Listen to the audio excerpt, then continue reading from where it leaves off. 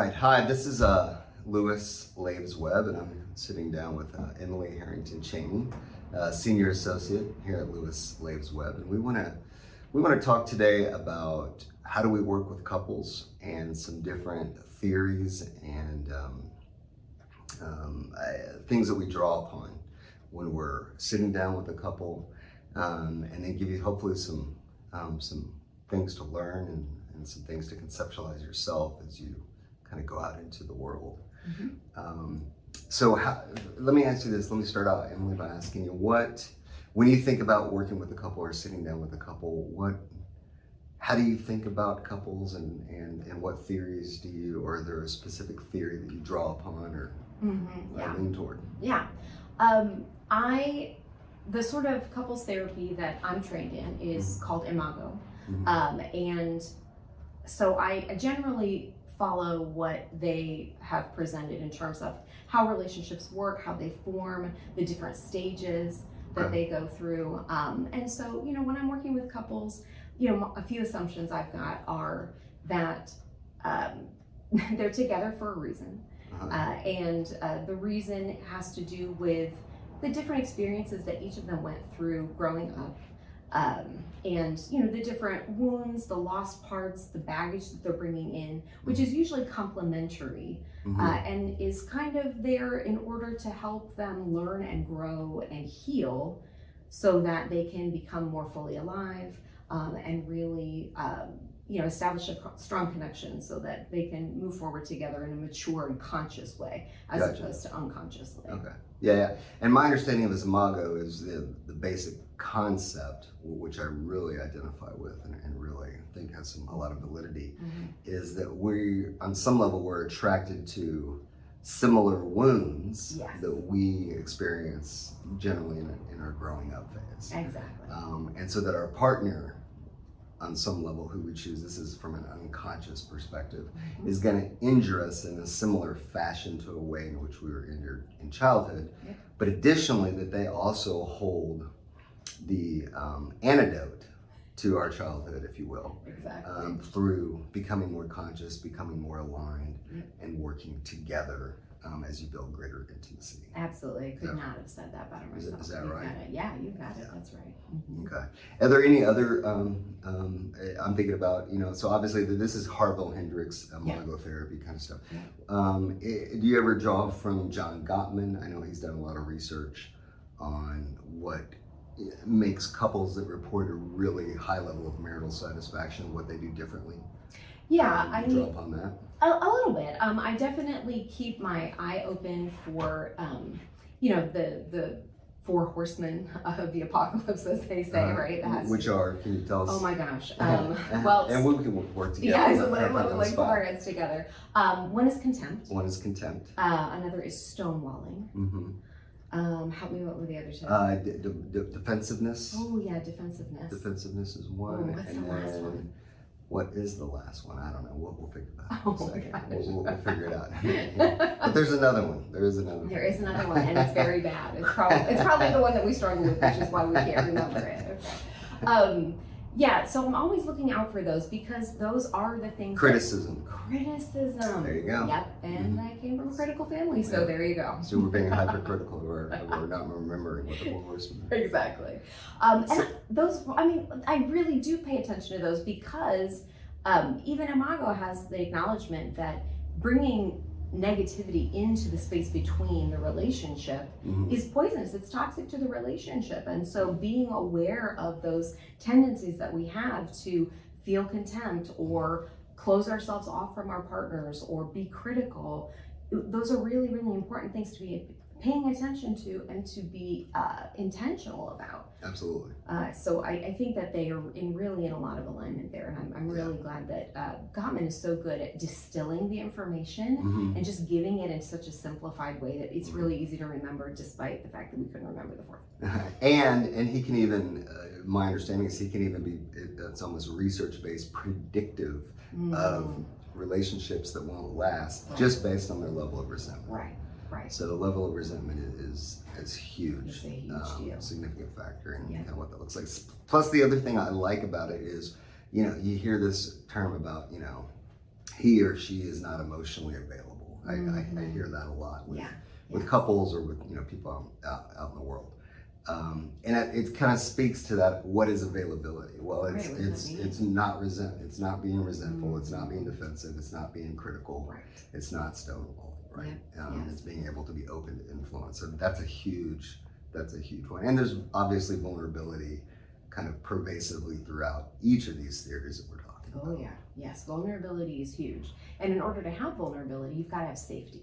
Mm-hmm. And in order to have safety, you have to really pay attention to what you're bringing into the relationship in terms of energy, in terms of, just what's there. Are you critical? Are you someone that your partner can come to and open up to, or are you someone who's going to go on the attack or the defense anytime they bring something to you? Mm-hmm. Yeah, it also makes me think about so many relationship experiences can look like love, can look like intimacy, can look like bonding. Yeah. But oftentimes it'll be related to fighting, adrenaline, breaking up, getting back together, and some of those kind of patterns, which is this unconscious piece playing out, which can be important and helpful. And once again, like we said, it's almost naturally going to play out in some way. The question then on the table is not whether or not it plays out, it's can you transcend? Can you get to a deeper level of intimacy? Can you heal? Or are you just going to be re-traumatized? Absolutely. Right? By this repetition and compulsion of it playing out again and again and again. And I think that's really the lesson on the table. That's kind of the takeaway is how do we go from point A to point B? And a lot of people come into counseling or come into therapy to try to really help eliminate some of those patterns and get to a more healing experience. Absolutely. And I think that one thing that people don't realize about couples work and relationships in general is that most people come in and they say, I have a problem with my partner. My partner had, they're the problem. You're right. Sure. And which is totally natural. I know that's on my relationship. It's always the other person. Okay. Yeah. Really, the important thing that you have to do is turn that lens around and look at yourself. The more you know about your own patterns, your own history, your own foibles, your own, parts that where we're triggered, the tender spots, then the more that you can bring consciousness into your relationship, saying, oh wait, this is something that's coming up for me. It's triggered by my partner.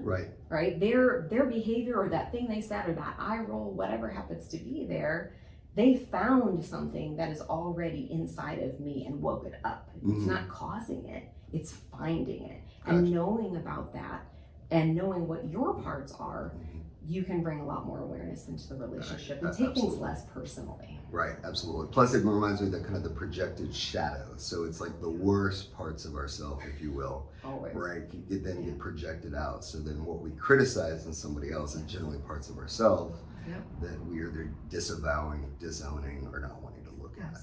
So the more we can kind of look at, and do that shadow work within ourselves, the less likely we are to project that out or to attract somebody who represents that, our shadow. Yes, exactly. If we're not in relationship, then doing that work can help attract that energy. I love that. Yeah. And then lastly, I know emotion-focused couples therapy is something that we tend to utilize as well. Yeah. Could you kind of briefly describe what you think that, how you use it, what it is, and kind of some of the benefits of that approach? Absolutely, yeah. And I did an externship in EFT, earlier on in my therapy career, and it's based on the work of Sue Johnson, who just recently passed away. Unfortunately, and it's really based really closely on the model of attachment theory. John Bowlby way back in the day, the idea that there's kind of a matched pair that comes into a relationship. One partner has a more anxious attachment style, as they call it, which doesn't necessarily mean anxiety, it's just a label.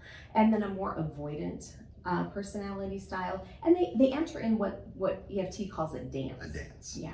One is the pursuer, the other is the withdrawer, and they kind of chase each other around the circle over and over and over again. I want more from you, I want more from you, says the pursuer. And the withdrawer thinks, oh my gosh, I'm going to get completely engulfed. So they pull back and they withdraw, which makes the pursuer move closer. And so really bringing awareness to that dance so that the couple can say, oh, we're doing it again. This thing is happening again.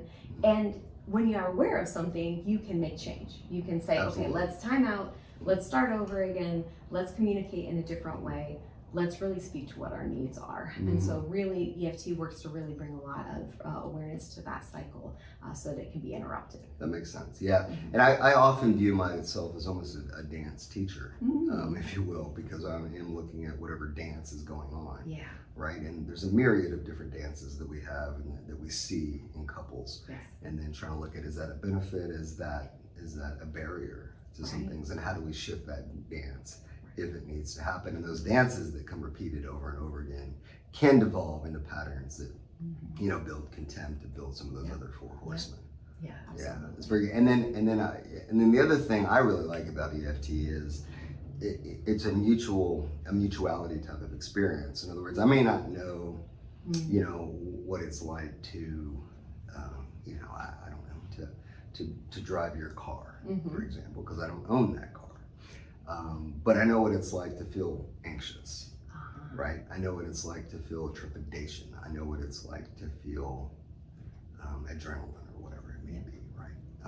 And so on that we can identify. And so when we connect around emotion, it kind of goes beyond the content and allows the connection to happen, even if in greater empathy, even if the contextual piece is different. One of the reasons I really like EFT. Absolutely. Yeah, we can all connect on the emotional level, even if we don't have the same experiences. Yep. Yeah. Yeah. It's really important to remember. Anything you want to say, any tidbits that you would, kind of basic advice you would give to people listening?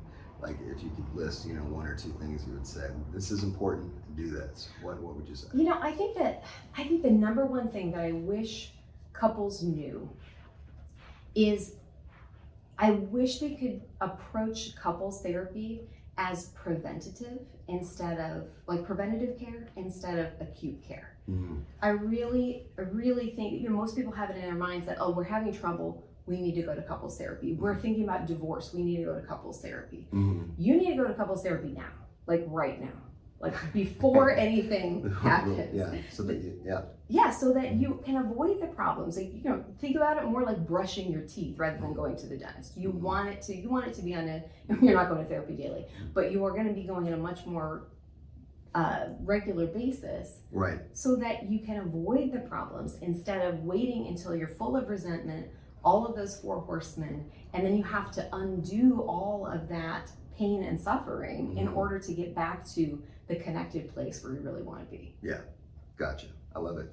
Yeah, you know, I think that's very accurate. I mean, oftentimes, you know, couples come in pretty bruised and bloodied, right? And pretty beat up at that point, and that requires a lot more legwork to kind of untangle. Yeah. Absolutely. You know, the one piece of advice I would give is that this idea that, you know, you hear it on, you know, different websites and things like that, this compatibility kind of piece. And so once again, going on Imago and this idea that we are creating injuries on some level to help us heal, non-compatibility can be really beneficial. It can be hard.